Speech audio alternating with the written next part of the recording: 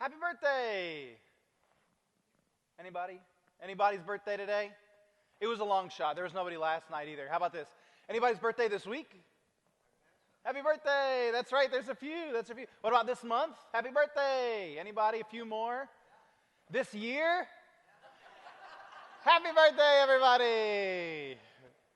Good job, right? Birthdays are fun. Or they were more fun as a kid. That's true. More fun than they are now. As a kid, though, they're fun because there's all these games and cake. It doesn't really matter how old you are. But then even a little older, you start hitting the milestone birthdays, right? 18, 21, 25, even 30. Now you can do things you can't do. And then you hit 31. And for me, 31 was the lamest birthday I have ever experienced. It's a weird number, right? It's not the start of a decade. That's why on my 31st birthday, I told everyone I was celebrating the 10-year anniversary of my 21st birthday, because that was fun. I have a friend, though, who tries to get around this age of lame birthdays by saying every decade he enters is a new phase of life. So he says the 30s were his surfing phase, the 40s were his martial arts phase, and he's getting close to 50, so he'll have to figure out what his next phase is going to be. But the reason why we're talking about birthdays this morning is because today we're celebrating the festival of Pentecost, which is often referred to as the birthday of the church. This is the day the Holy Spirit was poured out on Jesus' followers, and the church was born.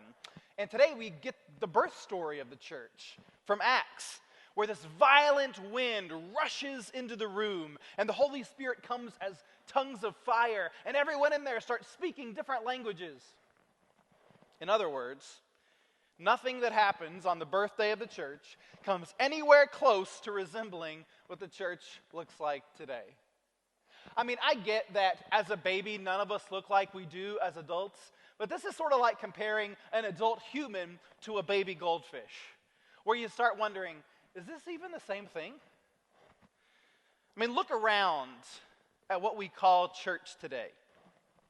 Sitting still, in pews, everyone facing the same direction so you don't really have to look at anybody else. Singing hymns, saying prayers, saying lots of words, kindly saying hello to the people you see once a week, acting like everything is generally okay in our lives.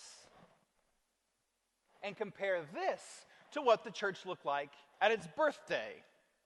Violent winds, total chaos, people speaking in different languages, tongues of fire.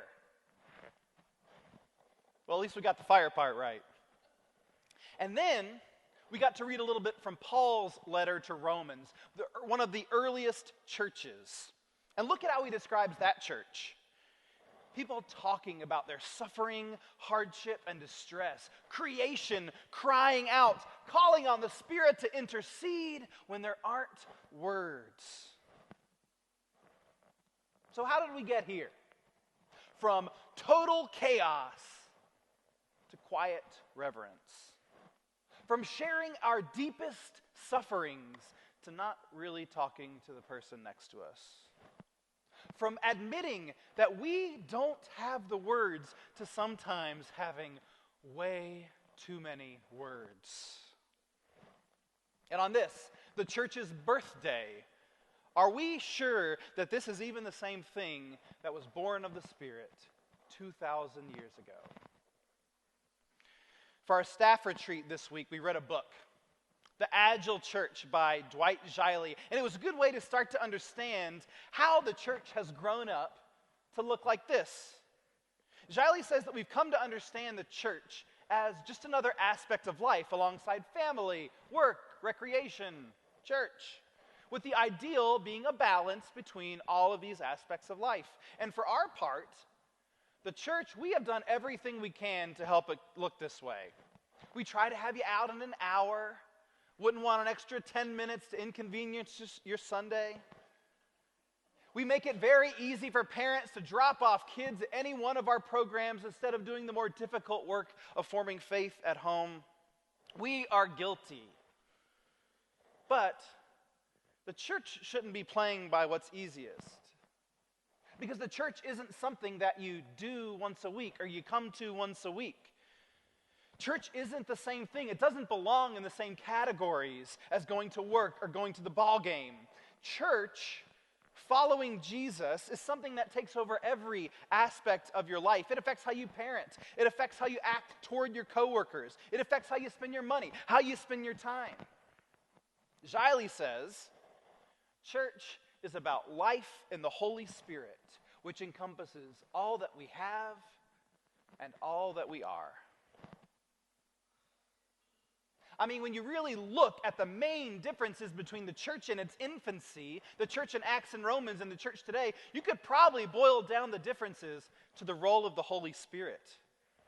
And the Holy Spirit was never more obvious than when she blew into the room as a gusting wind and tongues of fire. You couldn't miss it.